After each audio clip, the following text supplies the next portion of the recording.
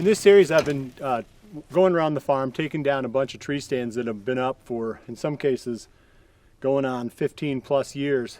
Some of them I've hunted a little bit in the past, but quite a few of these stands have been up for a long time and just haven't been hunted recently. It's always a good practice to take all your stands down, clean them up, check them out to make sure they're safe. You know, maybe you got to replace parts, whatever you have to do, make sure they're safe and then put them back up again when the fall comes.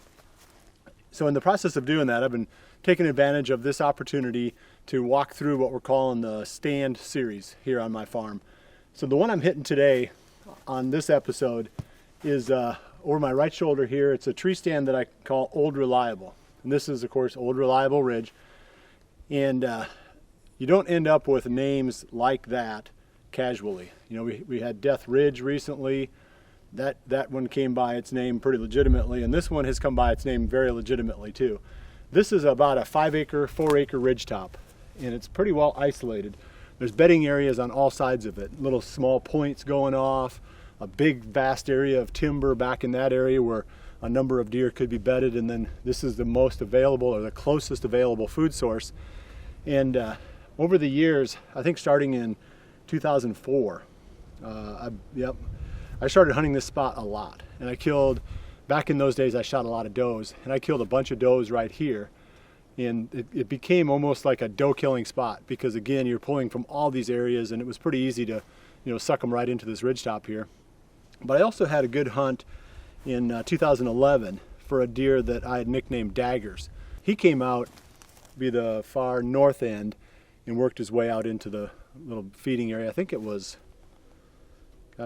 beans that year. It wasn't corn. I tried to alternate at corn beans for a while and then started just using this back end of it and putting it into Big and Beastie, but it needs to go back into the corn beans rotation again.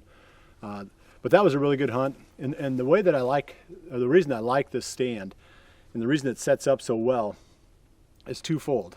First, you can find a wind that's safe in the tree stand. So the valley drops off pretty sharply behind the stand. There's a valley that runs parallel to this ridge top. So any deer on the downwind side, as long as your scent blows that direction, which would be, you know, a west wind taking your scent east. We get a lot of that in the fall. Northwest, you know, those are really good winds when we have the right conditions for hunting. You know, cold fronts going through, cooler temperatures. So this one sets up really well for those winds. But also I would come in from the back door. I'd come in off the gravel road, drop into a ditch and walk that ditch down until it came to that big draw. Then I would turn and then go up that draw, staying in the ditch until I was right even with the tree stand, and I'd come up over the top and get right into it. So that way I could come in from the downwind side. I didn't have to, you know, bump any deer along any of these little secondary ridges right off the top of this field. And I could, you know, hunt it, I mean, really almost any day that I had a west wind, I could hunt this spot, and I never did burn it out. So that was probably the primary feature. The other thing I liked about it was the fact that I wasn't setting up where the deer come out. The deer actually come out more on the other side of this ridgetop. Sometimes off the end, but, you know, usually it's off that would be the west side. And the temptation is always to set up where the deer come out at. But the problem with that, if you think about it, they're gonna, let's say that the buck that you're hunting is the last one that comes out or towards the back of the line of deer. There's going to be enough deer in the field already that, you know, you got to be able to fool them.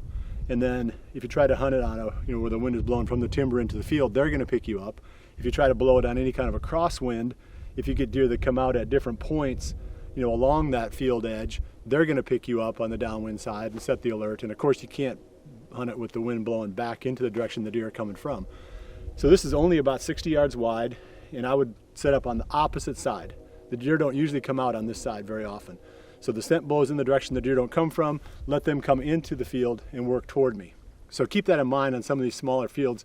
You don't always want to set up where the deer come out. Sometimes you want to set up, a lot of times you want to set up on the opposite side so they have to work towards you. Then you've got a safe wind. That's why this one works so well and why I could get away with hunting it. Also, the tree stand, if you see it, is pretty well concealed back in there. I mean, the ground cover is pretty thick. So as long as I could climb down the back of the tree, which I could, I had my steps on the back, I could drop, climb down the tree even with deer out here, keep the tree between me and them, get on the ground, and then they wouldn't see me as I dropped off, the backside of that ridge and down into that valley. So I could get away with hunting this even when there was deer in there. I could get out at the end of legal shooting time without bumping those deer. So it solved a lot of the most important issues related to hunting feeding areas, and that's why it got the nickname Old Reliable. So I'm going to pull down what I can up there. This one's, you know, it's been a while, so I'm not sure what I can salvage out of this one, but you know, I'm going to get it out of there, get everything cleaned up, and then be ready to put a new one back up in there when the time comes.